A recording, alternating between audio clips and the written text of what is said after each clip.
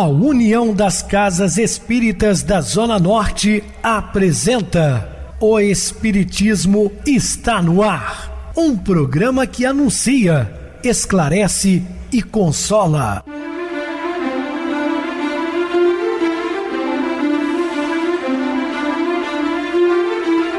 Não se turve vosso coração. Credes em Deus, credes também em mim. Na casa de meu pai há muitas moradas. Se assim não fora, eu vou-los teria dito, pois vou preparar-vos lugar.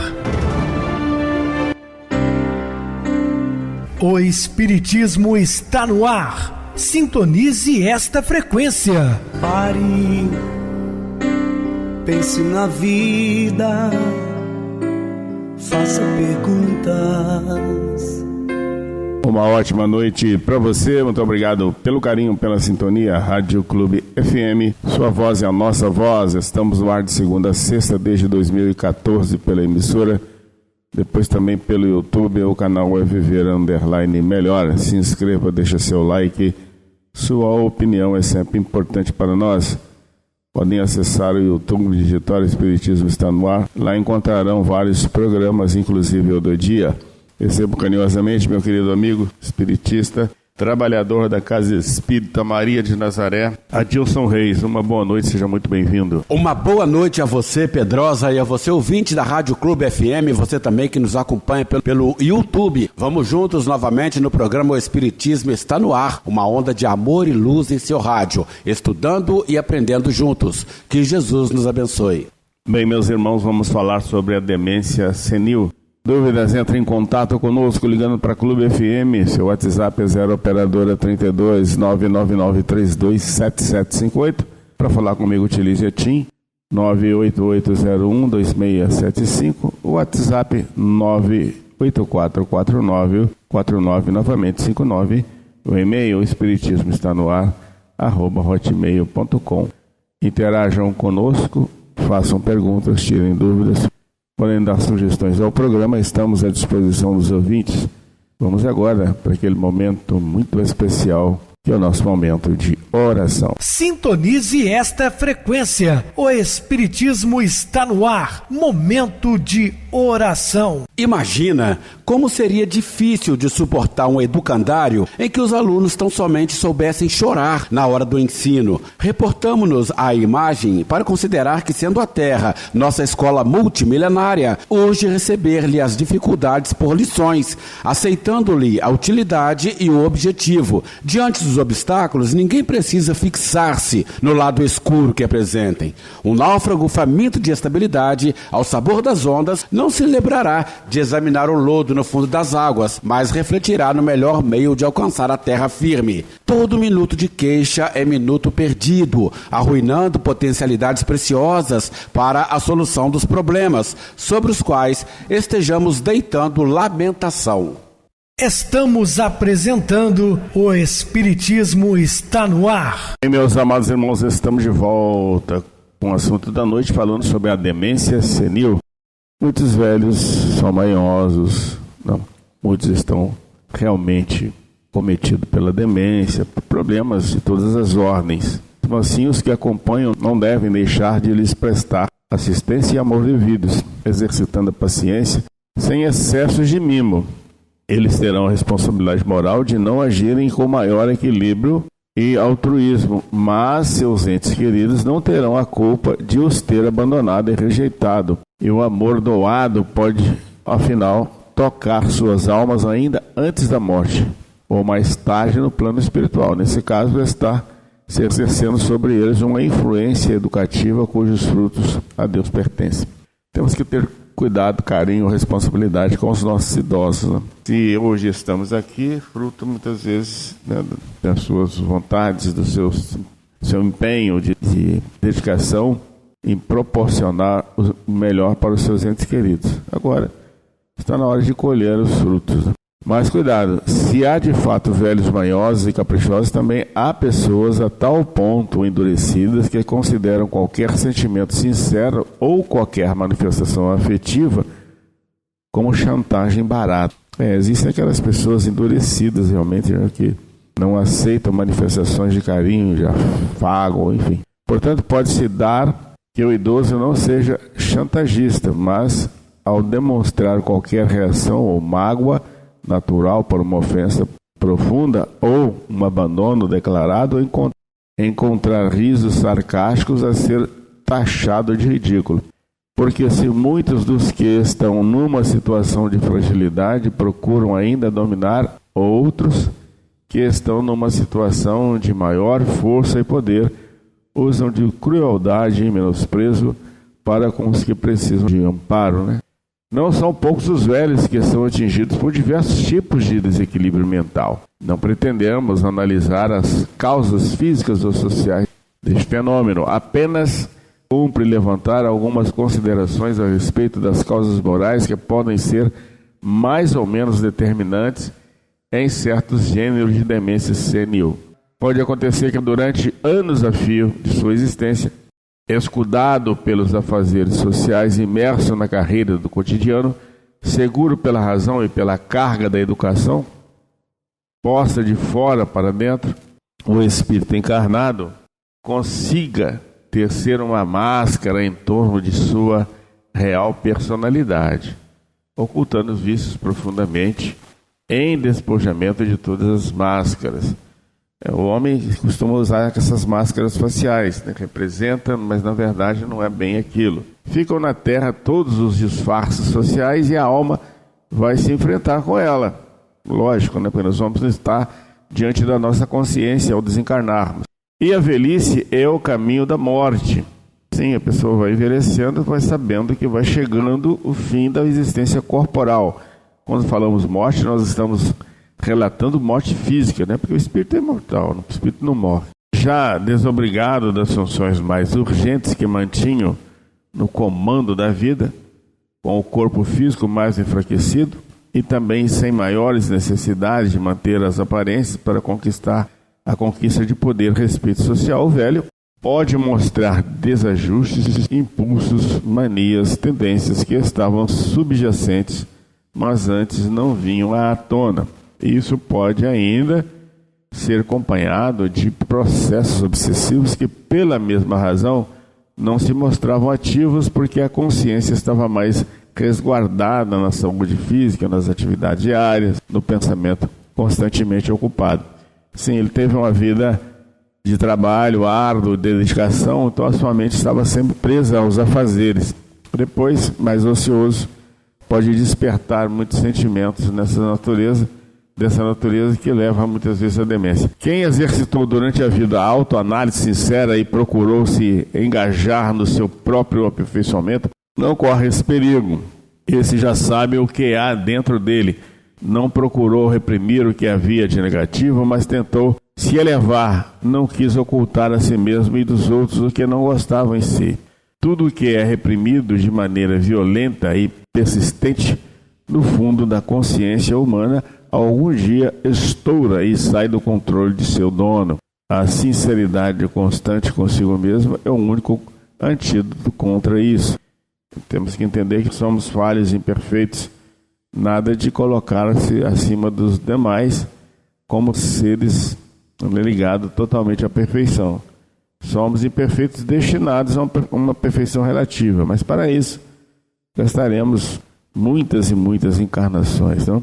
Esses desequilíbrios represados podem vir até de outras vidas, de outras experiências, e na época de maior fragilidade, durante a velhice, quando o eco da eternidade ressoa na consciência humana, eles tomam conta do indivíduo. Mesmo nesse caso, porém, se a criatura tivesse se apalpado intimamente durante a vida toda, teria descoberto esse foco de infecção mental e trabalhado com ele. Infelizmente, a maioria não tem nem coragem, nem compreensão espiritual suficiente para tanto. Em algum trecho do fundo, porém, terão de colocar mãos à obra na edificação de si mesmos, pois ninguém escapa à lei de evolução. Então todos nós estamos fadados a esse destino, uma evolução, não é? Porque é a lei do progresso, uma lei divina. Vamos progredir ou pelo amor, ou muitas vezes até mesmo pela dor. Quando se fala em prática de educação, muitos esperam uma receita pronta, um manual infalível, que basta aplicar mecanicamente para se obter um produto satisfatório. Mas a educação é muito mais uma influência global de espírito a espírito do que a adoção de regras específicas que possam ser prescritas. O que deve ser interiorizado são os princípios escritos, o conhecimento dos objetivos e das bases da educação.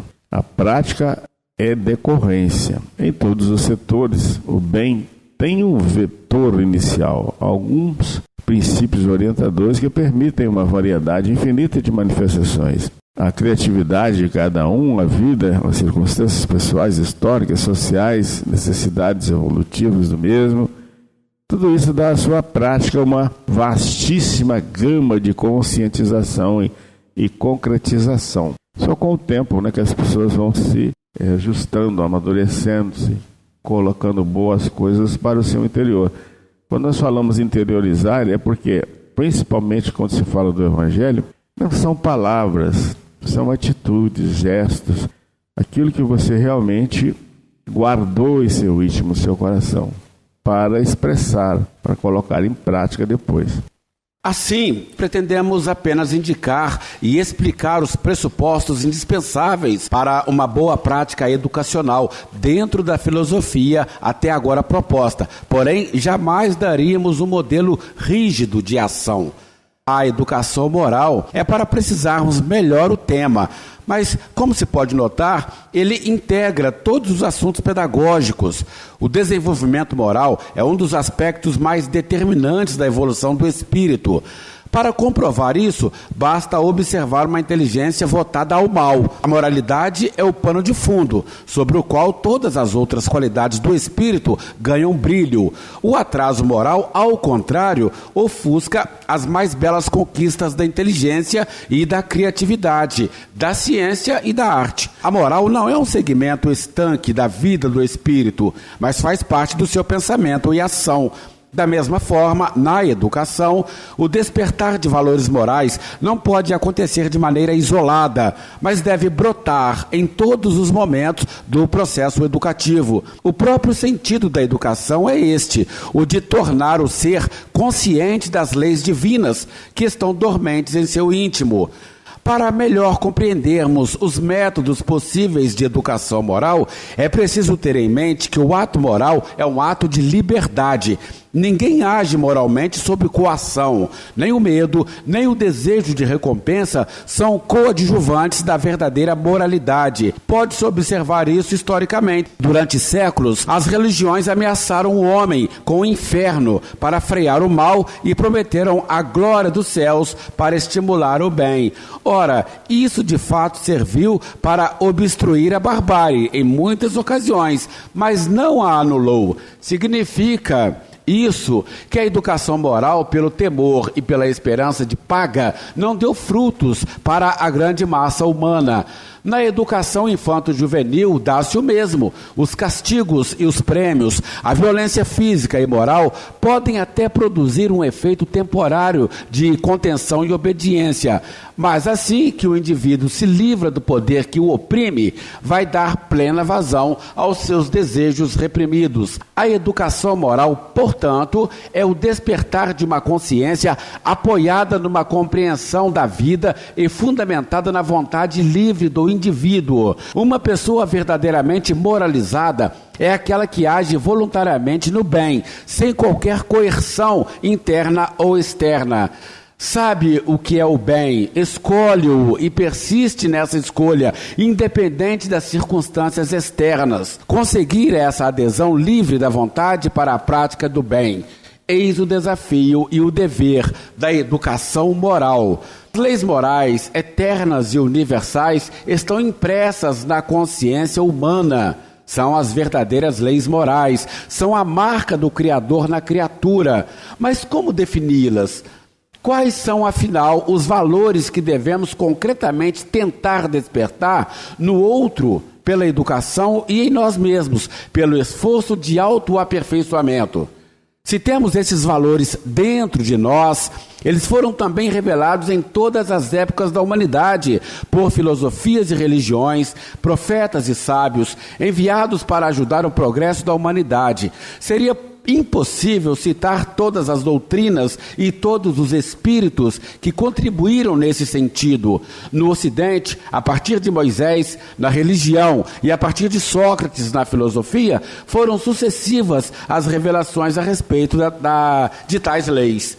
No Velho Testamento, temos os célebres 10 mandamentos, cuja validade pode até hoje ser aceita. Destacam-se os seguintes preceitos: a existência de Deus e o respeito que a Ele se deve, honrar pai e mãe, não matar, não cometer adultério, não furtar, não dar falso testemunho contra o próximo, não cobiçar a propriedade alheia. São mandamentos simples e claros, numa das mais importantes revelações morais de todas as épocas, e já se passaram mais de 4.000 anos e ainda não são praticados pela maior parte dos homens encarnados. Em Platão e em seus discípulos, destacam-se como as principais virtudes que devemos adquirir: a justiça, a temperança, a sabedoria e a fortaleza. Os filósofos cristãos adotaram essas virtudes, a que chamaram de cardeais. A justiça é saber dar a cada um o que é devido. A temperança é o uso ponderado dos bens e gozos materiais. A prudência ou sabedoria é o discernimento moral, a lucidez para apreciar valores e analisar situações concretas.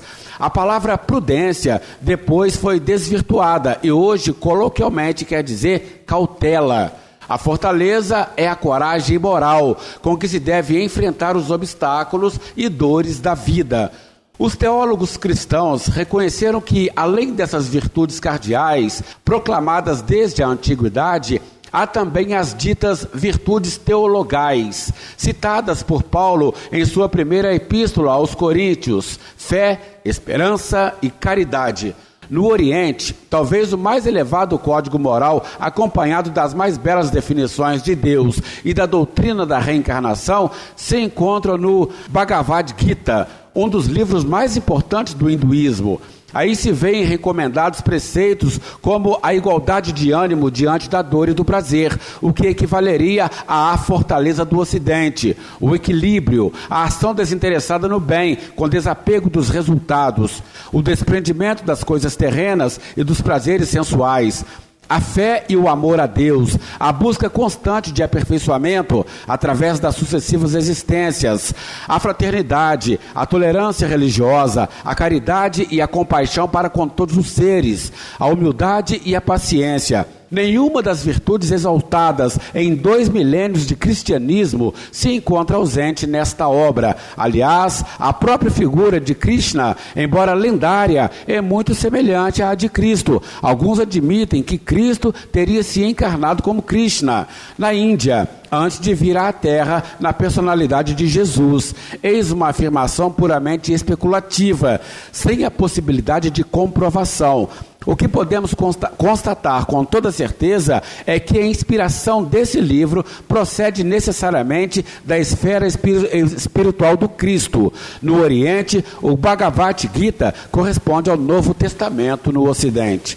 Mais recentemente, tivemos na figura de Gandhi a reintegração e exemplificação das virtudes pregadas por essa obra, aliadas às recomendadas por Jesus. No grande princípio da não violência, a aplicação do amor ao próximo, no campo da vida prática e da política, temos um resumo de tais preceitos morais. O Espiritismo, proclamando-se como a terceira revelação na linha judaico-cristã, mas reconhecendo que as grandes verdades morais aparecem em todas as épocas e em todas as doutrinas filosófico-religiosas do mundo, exalta as mesmas virtudes. A especificidade da moral espírita é o reconhecimento de que, embora as leis morais sejam as mesmas em qualquer época e para qualquer pessoa, a responsabilidade diante de sua aplicação varia, segundo o grau evolutivo do espírito. Os mandamentos são iguais, mas as consequências de se respeitá-los são variadas, dependendo da maior ou menor capacidade de compreensão daquele que infringiu a lei. Em O Livro dos Espíritos, o livro terceiro é todo dedicado às leis morais. Entre elas aparecem a lei de adoração, que é o amor e o reconhecimento que se deve a Deus e a ligação com Ele através da prece. A lei do trabalho, a lei de sociedade, a lei de progresso, a lei de igualdade, a lei da liberdade, a lei da justiça, do amor e da caridade. Em O Evangelho segundo o Espiritismo, a obra que Kardec consagrou aos problemas morais e cuja proposta é resgatar a moral cristã em sua pureza, são estudados, entre outros, os preceitos da mansuetude, da misericórdia, do amor ao próximo e aos inimigos, da prática do bem sem ostentação, da caridade, do desprendimento dos bens terrenos, da busca da perfeição espiritual, da fé raciocinada. Esta também uma especificidade da moral espírita, da gratuidade dos dons espirituais, do dever e da necessidade da prece. São muitas as virtudes pregadas pelas diversas filosofias e religiões, mas todas elas se irmanam em princípios básicos, válidos em todos os tempos. Poderíamos, talvez, resumir todas elas em 3 pontos fundamentais para nos atermos à formação trinitária do pensamento, tão comum para traduzir grandes verdades espirituais. Amor a Deus e ao próximo. Jesus disse que no amor a Deus sobre todas as coisas, de toda a alma, de todo o coração e entendimento, e no amor ao próximo como a si mesmo, estão unidos toda a lei e os profetas. Isso é lógico e evidente, pois o amor a Deus nos incita a praticar a prática de todas as suas leis. O reconhecimento de sua paternidade divina é que nos faz enxergar todos os homens como irmãos. A ideia de sua perfeição absoluta é que nos atrai para o autoaperfeiçoamento. Sede perfeitos como vosso Pai Celestial é perfeito, disse-nos Jesus. No amor ao próximo, que no Espiritismo se traduz na máxima fora da caridade não há salvação, encontram-se embutidas todas as atitudes necessárias ao espírito sequioso de luz e perfeição. O perdão, o interesse pela felicidade do próximo, a abnegação, a humildade, a paciência, etc. O mestre estabeleceu a medida do amor ao próximo no amor que temos a nós mesmos, porque todo ser humano tem o mesmo desejo de felicidade, a mesma necessidade de afeto e respeito, de compreensão e ajuda, e todos são igualmente sensíveis à dor e à agressão. Imaginando o resultado de nossas ações sobre nós mesmos, podemos saber o efeito que elas causarão no próximo e identificaremos com clareza se estão de acordo com a lei do amor. O trabalho e o sentido de utilidade. Ao contrário de outras doutrinas que pintam a felicidade suprema como a contemplação ociosa, o Espiritismo nos ensina que o trabalho é o maior gozo do espírito e que a eternidade será preenchida de ação permanente no bem. Durante muitos milênios, o trabalho no mundo foi considerado uma punição ou uma obrigação apenas para escravos. Progressivamente, a humanidade foi abolindo privilégios e exaltando o trabalho. Hoje reconhece-se até mesmo a sua função pedagógica e terapêutica. Em nossos dias, ele é considerado, pelo menos teoricamente, um dever social de todas as pessoas em idade e condições de assumir uma atividade. Eis, porém, o problema central. O trabalho hoje é identificado com função produtiva, com serviço remunerado, mas há aqueles que trabalham apenas nominalmente e assambarcam o resultado financeiro de outros que trabalham de fato. E ainda pela urgência de sobrevivência, pela persistência de muitas formas de exploração e pela desorientação vocacional de muitos. O trabalho é associado às ideias de obrigatoriedade maçante, dever imposto, carga pesada. É na educação que devem começar a se desenvolver outras noções de trabalho. Ele deveria ser sempre associado à ideia de utilidade. Se assim fosse, aliás, muitas atividades consideradas lucrativas do ponto de vista financeiro desapareceriam da face da terra. O trabalho também deve dar prazer pela atividade em si e pelo gosto de ser útil ao próximo, condição inteiramente moral, e corresponder às tendências individuais daquele que o faz. Deve desenvolver de algum modo, moral e ou intelectualmente, aquele que trabalha. Muito bem, Adilson, bem explicado. Vamos agora para o intervalo musical, a seguir a nossa oração final. A tal luz no fim do túnel.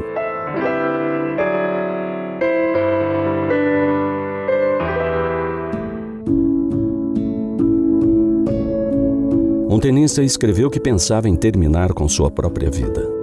Frederico Gomes, argentino, postou em seu Instagram que estava no fundo do poço, que não sabia se continuaria no esporte e que era rondado continuamente por pensamentos suicidas. Seu relato foi longo. Falava de solidão, pressão e fracasso.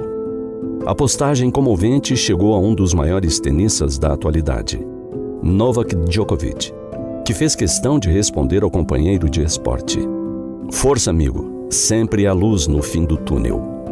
Porém, o esportista sérvio não parou por aí.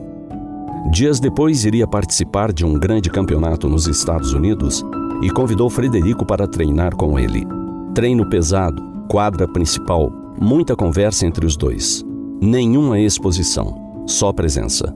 Algumas semanas depois, Djokovic estava em Paris, preparando-se para o famoso torneio de tênis de Roland Garros. Repetiu o convite.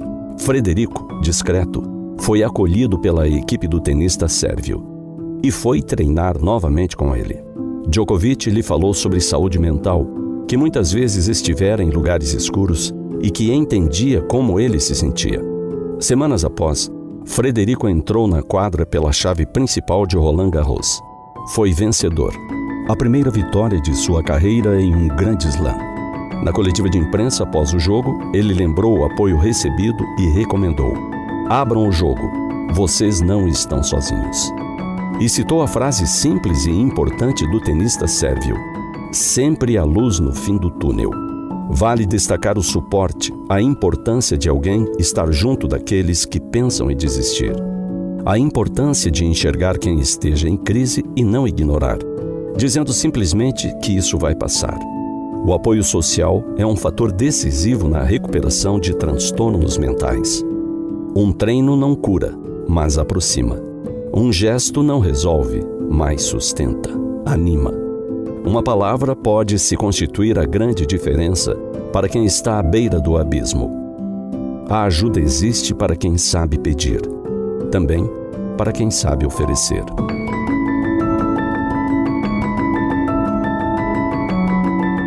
A expressão beira o pieguismo por ser muito mal utilizada. Assim fazemos com certas palavras e expressões quando nos servimos delas para qualquer situação, como nos referirmos a tal luz no fim do túnel.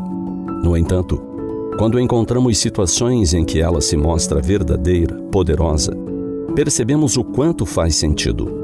Quando estamos em dificuldades, sentimos-nos dentro de um lugar escuro, apertado. Esse lugar machuca, assusta. Alguns pensam em desistir da vida para escapar da escuridão. No entanto, não é por aí o caminho da luz. A luz vem de dentro de nós.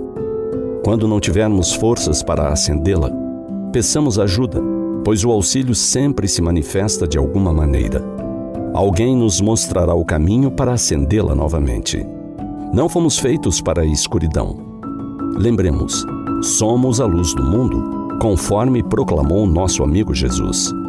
Quando ninguém mais puder nos ajudar, lembremos dele. Ele virá treinar conosco. Ele virá fortalecer nosso ânimo e dizer: "Vamos, não falta muito. Vamos, você não está sozinho."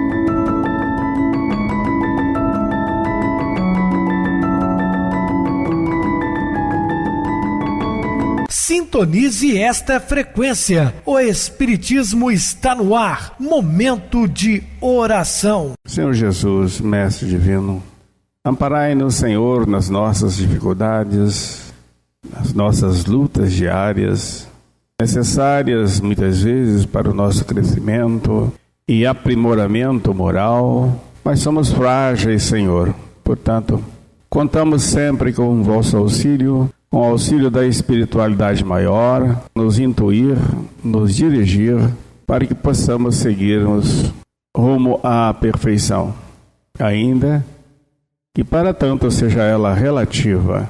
Em seu nome, Senhor, de nossos protetores espirituais, nós te agradecemos e rogamos bênçãos dos céus, em forma de luz, para todos os nossos queridos irmãos ouvintes, sintonizados com o nosso programa. Muita paz. Meu querido irmão Adilson, suas despedidas. Obrigado, Pedrosa, pela oportunidade de participar do programa de hoje. Com você estaremos dispostos aí a outras oportunidades, assim Jesus nos permitindo. Obrigado a todos pela companhia. Tenham todos uma boa noite, muita paz, que Jesus nos abençoe. Boa noite para você, Adilson. Muito obrigado pelo apoio aqui no programa. Boa noite também a todos os amados irmãos ouvintes do YouTube, internautas do Brasil e do exterior, nossos irmãos da Zona Norte e de Juiz de Fora que nos acompanham com a rádio local 87,9, Rádio Clube FM. Continuem ligados, ouvindo a nossa próxima atração, o programa Batidão com o DJ Tico, a seguir na voz de Ailton Moreno, o Encontro Central. Boa noite a todos e até amanhã, se Deus quiser.